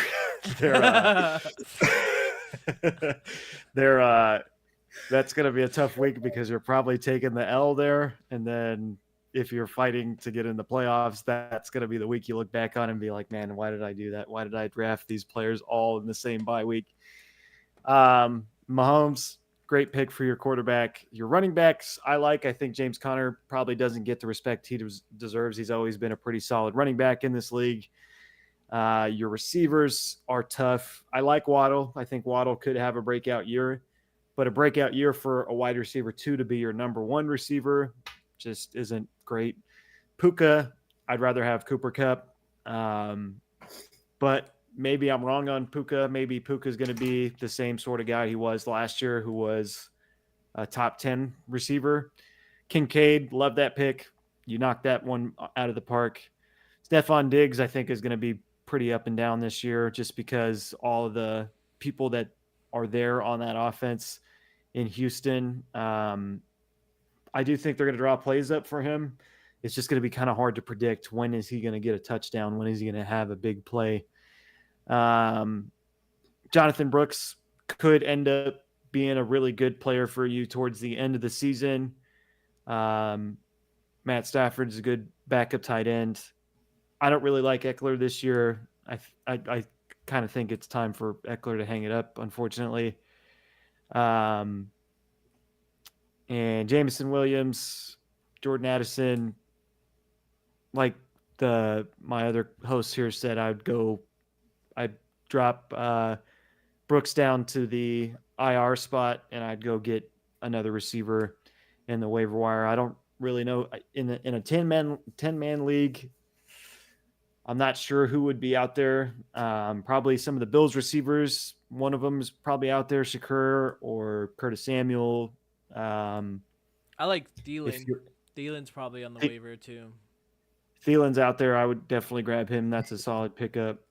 If you're like really scrapping for a receiver, then this is like a shot in the dark. Trey Tucker from the Raiders. Antonio Pierce kind of talked pretty highly about him in the preseason. There's a chance he's good. I wouldn't bet my money on it, but maybe he is. That's a real shot in the dark. Pat Fryermuth, that was my sleeper for tight ends. I said the game plan is to get him as the tight end 2. I would, for a 10-man league, when you factor that in, your grade kind of goes down a bit, Matt. So I'm going to give you a C-. Yeah, I agree. I think that. Yeah. Yeah, I think I completely forgot about the 10-man league, so mine does kind of drop down to a C-, fringing on the D+ range. If I'm being completely honest. Throw some D's on it. The only one that's been we don't even have to get into it. Love you, Matt. I'm glad that you participated, but Yeah. sometimes we're honest, and sometimes it hurts. And sometimes we're I would've wrong. I mean, your team can just be, true. unstoppable. So it's really just our opinions. I wouldn't say unstoppable, but it's very well Okay, stoppable. you know what I mean. But good luck in your fantasy season, Matt, and we wish you the best. Next, we have that silly old bear. That is that _silly_ol_bear. So very creative name. It's a little too much, if you ask me, when you throw in all those underscores. We got his team to grade here. I think that A+ for the name. I really like that. I'm just saying that to give him shit, but Fair enough. we have his roster here. He actually called me right before this draft. So Jordan, funny story, I think he said he's in like 5 different leagues this year. Jeez. And I was like, Jordan, that makes fantasy not fun anymore. You got to think about so much stuff. Like next year, stick with 2, 3. But he called me right before this draft. So he works as a post office guy. So he like sorts through mail, but he also like at night works as a dealer at a casino. Oh, I thought you were about to say some kind of I was other like, dealer. bro, we're Like, live. Like a poker dealer. That's so funny. That's good. So- He has like, I feel like his emotions are very still too, so that's good for him. I can see that. So he called me and he said this was the draft with all the other poker dealers, not drug dealers. Okay. And he kind of asked me what the game plan was. He said that he's been tuning into our YouTube channel and he likes some of the things that we've been saying. So he asked me what the game plan was. I told him with the first pick, go running back. He said I think he was pick 9. Is that Pick right? 9 in a 12-man league, yeah. Pick 9 and a 12-man. I said at 9, you're probably looking at Saquon Barkley, Garrett Wilson, maybe Jonathan Taylor. I would go running back. If you feel good about Saquon, take Saquon. I would go Jonathan Taylor over Saquon, but if you feel good about Saquon, take him. So it's obvious that he went with Saquon. And I also said, Jordan, no questions asked. If Cooper Kupp is there and you can put him as your wide receiver too, snag him. No questions asked. So he did that as well. Nimmer, why don't you start with grading his roster? Yeah, he's actually the wide receiver 3 on his roster, which is insane. In a 12-man league too, which is crazy. But so I would draft strategy wise, and I guess it really just depends. I'm so sorry. But I actually would have gone with Garrett Wilson instead of 1 second. Nala, stop. Jesus Christ. Hey, honestly though, if you guys watched the Pat McAfee show and JJ Watt was on it and he started yelling at his dogs, it is one of the Yeah, most that was funny. relatable things I've ever experienced in my life. He comes all the time. Oh my god, it's so funny. Yes, I know you're hungry. Okay, sorry, back to the draft. So I really like his starters. Like I mentioned, the fact that he got Cooper Kupp in the 3rd round.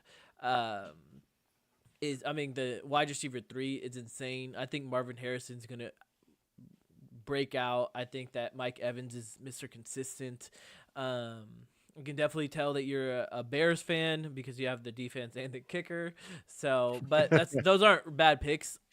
Montgomery, as kind of Darian said it in the MVP segment, that I think he's gonna do really well until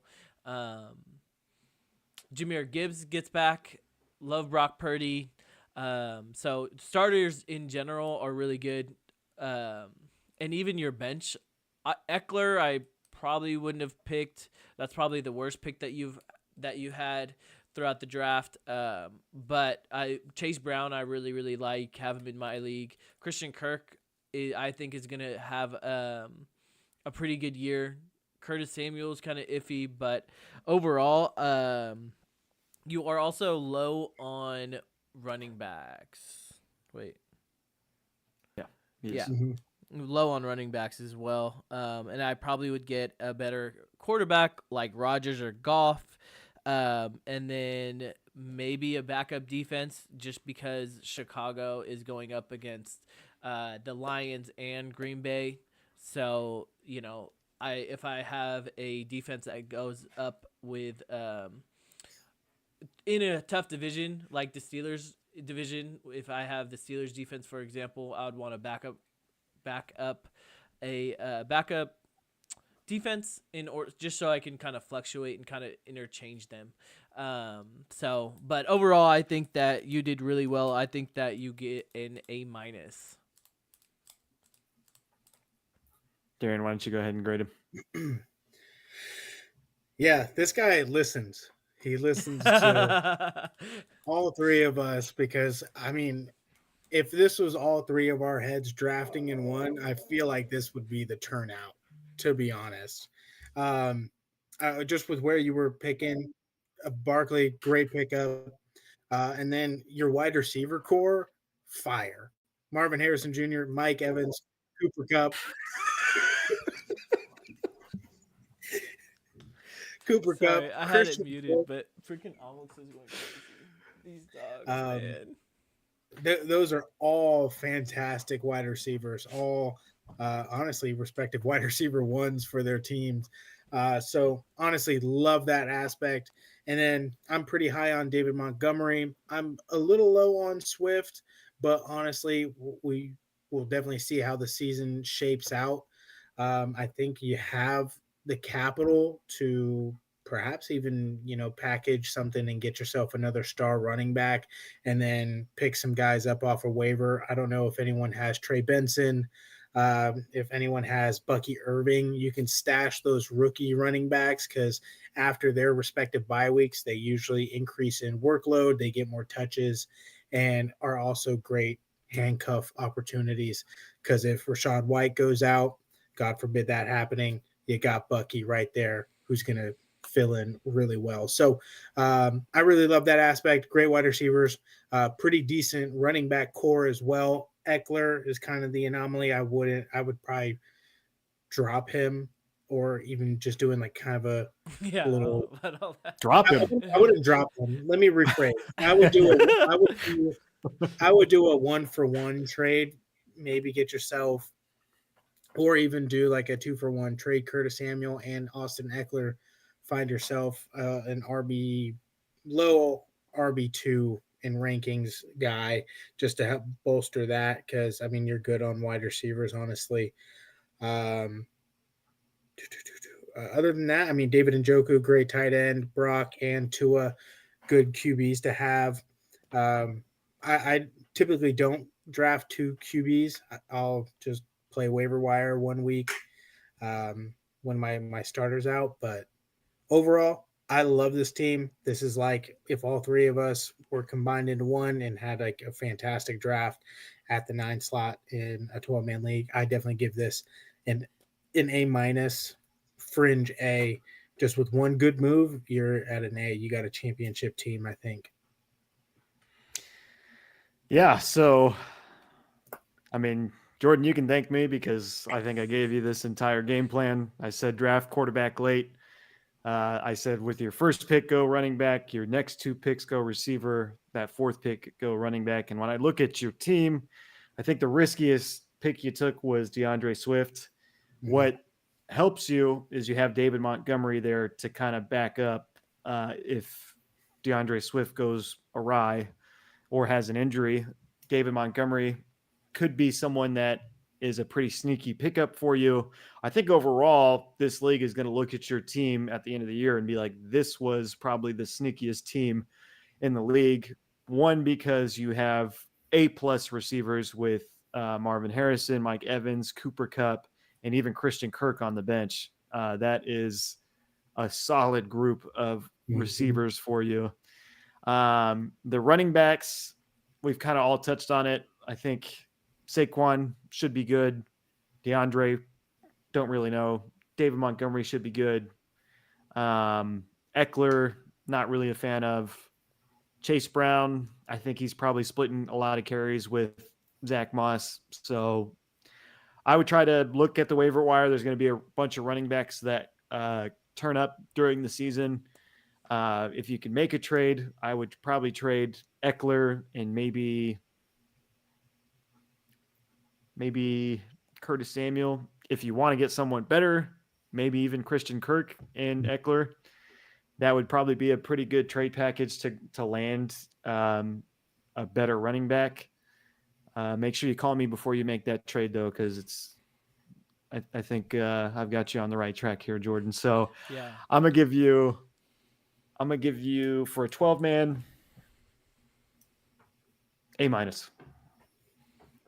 I think that even having maybe even Swift and Eckler maybe in a trade for a better RB2, that also can be a good trade. I don't know how many people would want 2 running backs though, but that also, that's kind of maybe what I would do is put like Eckler and then one of your, I don't even know who you would really trade, but yeah, I don't know. Never mind.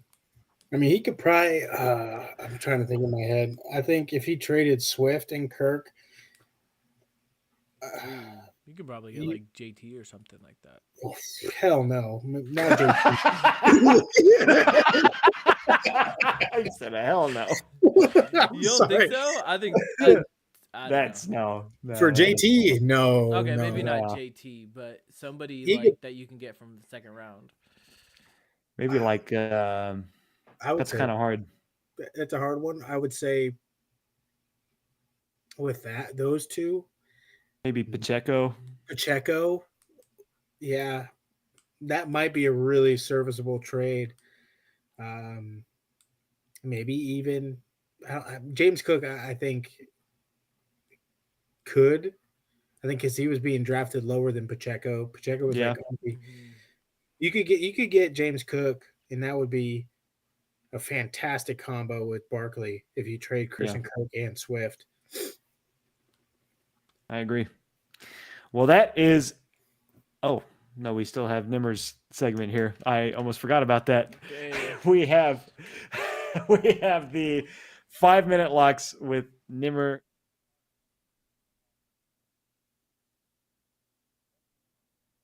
Going to give you his 5-minute locks for the weekend. All right, here comes this thing again. Okay, so like always, please just gamble responsibly. These are my predictions. These are going to be my bets for the week, but gamble responsibly. Just wanted to kind of say that for the record.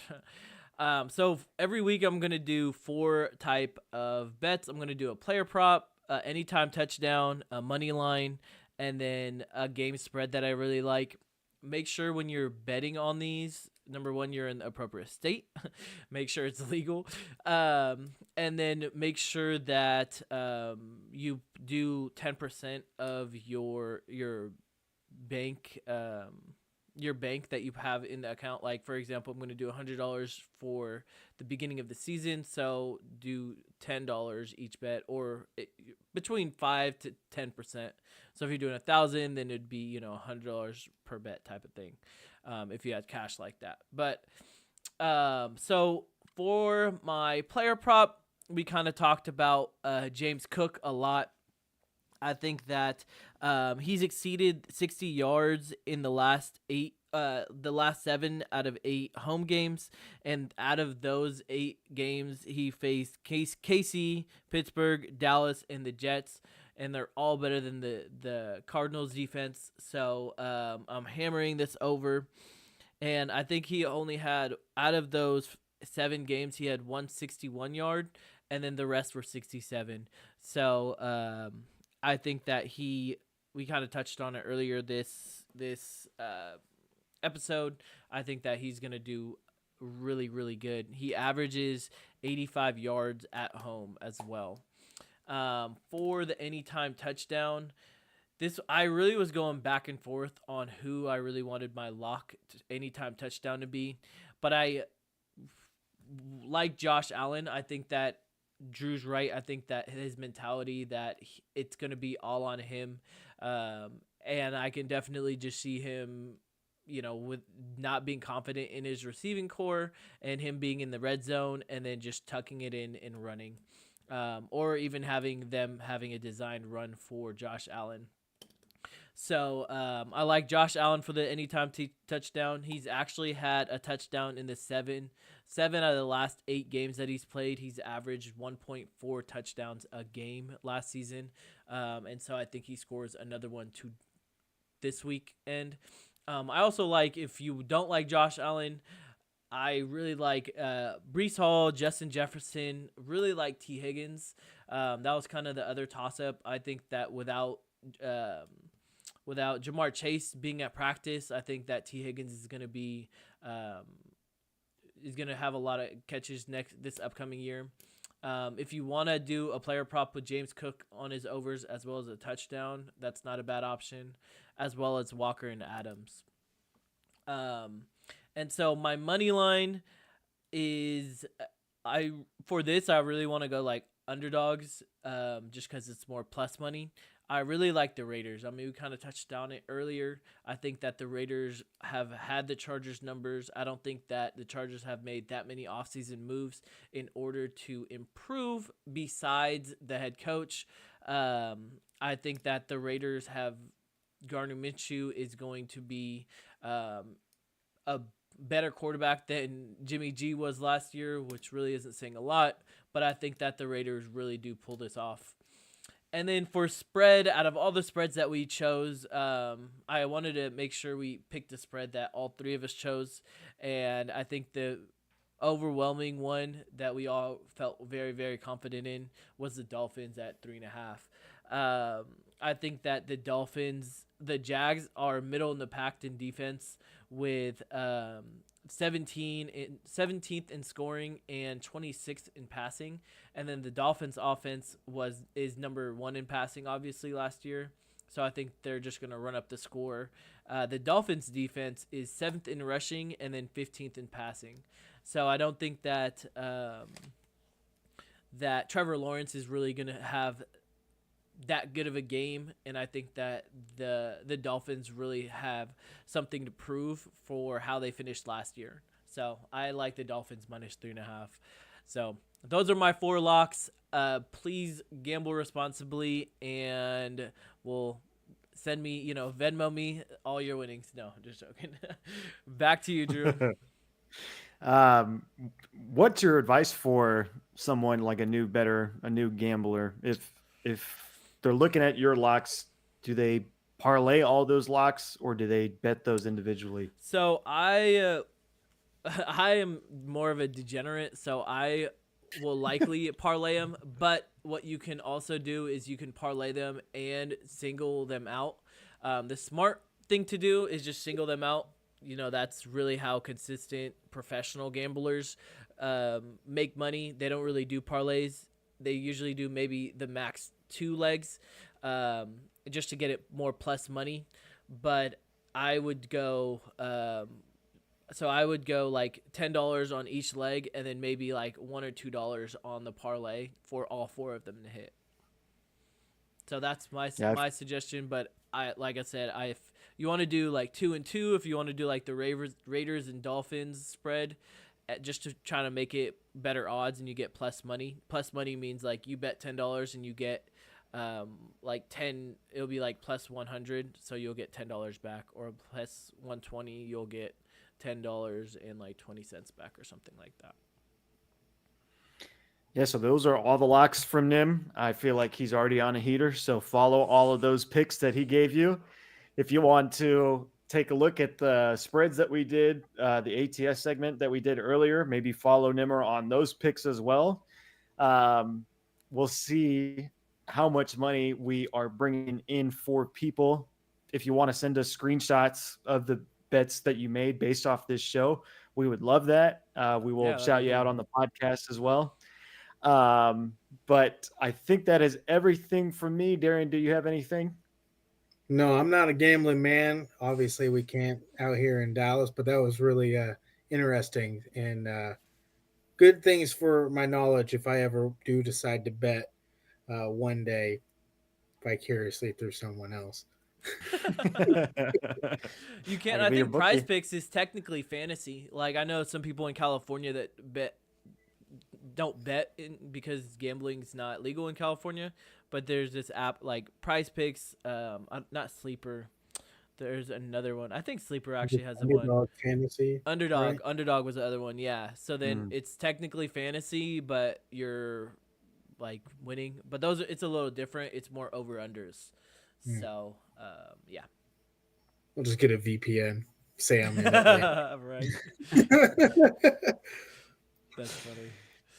But that is everything from us. We hope you enjoyed this show. This really covered a lot of different things that are going to go on this weekend when it comes to the games that are going on, to gambling, to predictions, to fantasy football, how the fantasy world's going to work out after this weekend. I'm excited. I know you two boys are excited. I hope all of you are excited. I hope you come back and join us next Tuesday and Wednesday. We'll have 2 more packed shows for you. Follow us on all our social media, Instagram, TikTok, Twitter, X, and YouTube. Have a great day, everyone. Have a good night. Have a great first week of football. It is here.